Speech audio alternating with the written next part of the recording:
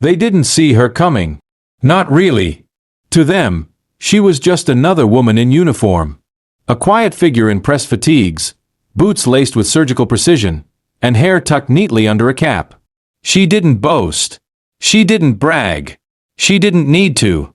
Because in a world where loud mouths and louder egos dominated the room, she understood something deeper.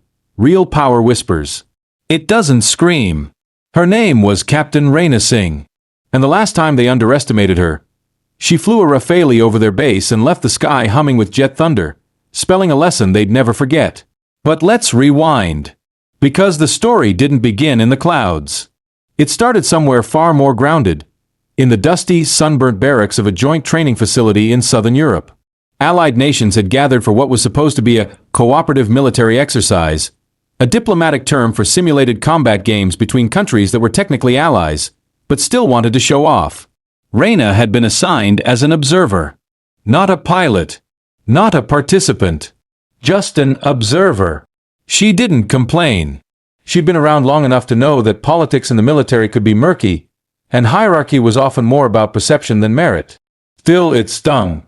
Because tucked away in her file, somewhere beneath the neat, stamped qualifications and medical clearances, was something very few people had the right to carry. She was a certified Rafale pilot. One of the first in her country. The kind of elite designation that took years of sweat, flight hours, failures, and near-obsessive commitment. And yet, here she was, handed a clipboard, expected to nod politely while less experienced men flexed in cockpits. "Hey, sweetheart," one of the visiting officers had said that morning, squinting at her name tag as if even that was too much effort. "We're about to fly. Why don't you grab us some coffee? You can debrief us later." She stared at him. Not with anger. Not with confrontation. Just a measured silence, like a storm deciding whether to break. Another officer chuckled behind him. Or better yet, lose the uniform. No need to pretend you belong here. It wasn't new. She'd heard versions of this before. In training academies. On bases. In classrooms. Even after clocking in more flight hours than most of the boys who mocked her. They didn't care about her credentials. They cared about what she looked like. A woman. Brown-skinned. Quiet. Not exactly what the face of fighter pilot dominance had been sold as. She could have reported them. She could have walked away. But Raina didn't want apologies. She didn't need validation. She wanted something else. She wanted the sky. So she made a call. A quiet one. Just a brief conversation with her commanding officer back home. He trusted her. He always had. And when she asked for one thing, just one, he didn't question it. The next morning, she wasn't at the debrief. She wasn't fetching coffee. She wasn't sitting in the corner like a forgotten piece of equipment. She was 35,000 feet in the air. The Rafale was a monster. Twin engine. Delta wing. Multi-role. A marvel of French aerospace engineering that could climb, dive, bank, and strike with terrifying grace. Pilots called it the knife of the sky. It sliced through the air like it was born for it. And Raina? She didn't just fly it. She danced with it. She streaked across the horizon just as the joint session was assembling on the parade ground below. Commanders and staff lined up, expecting to run another simulation. A few junior officers noticed a glint overhead, their eyes narrowing, shade slipping down their noses. "What the hell is that?" someone muttered. And then the roar. A deep, splitting boom that shook the windows and rattled the dirt. She broke the sound barrier directly over their heads, dipping the nose just enough to scream past their flagpoles. Dirt flew. Hats tumbled. Papers were sucked into the wind vortex. All heads snapped up. The Rafale came around again, lower this time. Precise. Intentional. A maneuver only someone intimately familiar with a jet could perform. Not just a flyby. A statement. A message carved into the air with afterburners. She completed 3 passes, each one tighter than the last. The kind of flying that gets shown at air shows. The kind that wins dogfights. The kind that earns silence. Then, she vanished into the clouds. No words. No grandstanding. She simply left. Back on the ground, the silence was deafening. The same officers who had laughed, who had dismissed her, now stared skyward, pale, jaws slack. Someone fumbled for the comms line. "Who authorized that flyover?" they demanded. The answer came back calm, measured. That was Captain Reina Singh. Fully cleared. Fully certified. There was a beat of stunned quiet. Then someone asked, "Why?" The response was simple.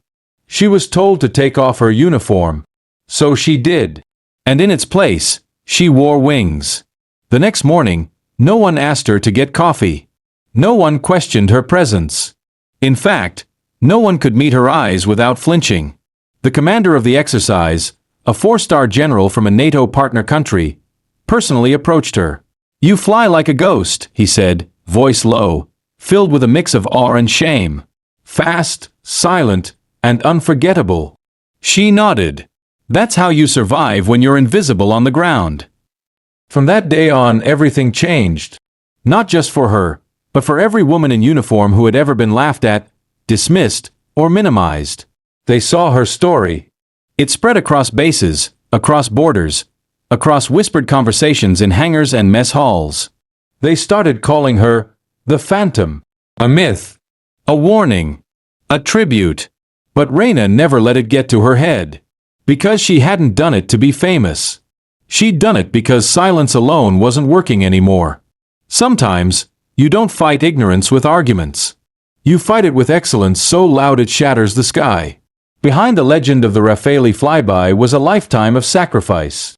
She'd grown up in a small village, where planes were just distant whispers in the clouds.